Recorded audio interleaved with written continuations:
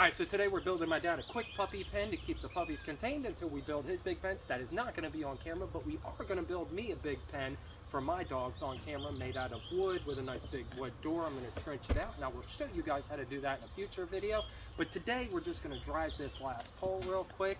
We're going to wrap the fence around, so I'm going to show you a couple of quick pointers so you can throw a fence up in about 20 minutes. And in this heat, that could be dangerous. I built my last dog fence and about killed myself driving the poles on a ladder with a maul, because that's very dangerous and you get wore out real quick. What you need to do is use a post driver, and these things are only about 20-25 bucks depending on where you go. You just want to line it up, throw it over top, slam it about 6 or 8 times, and you're good to go.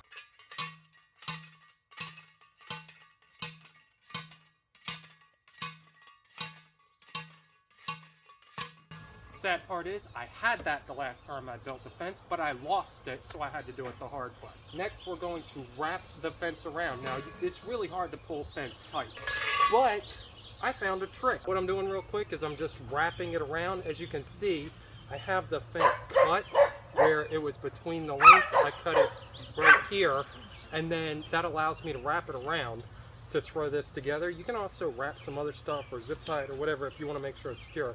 But this should be good. Just make sure you don't stab yourself, or, you know, anybody else doesn't get cut on them, that you wrap them underneath good.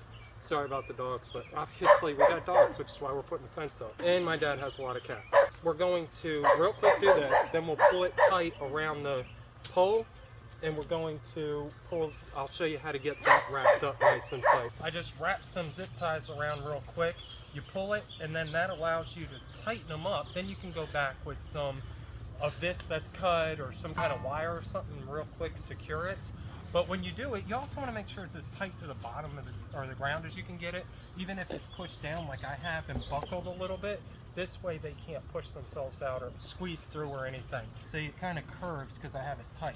So then you just want to press it tight on each corner after you have it in place, and then just make sure you don't push too hard where you break it, but get you a nice solid corner.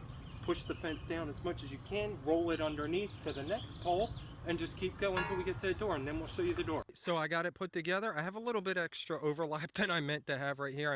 It should have come out another foot.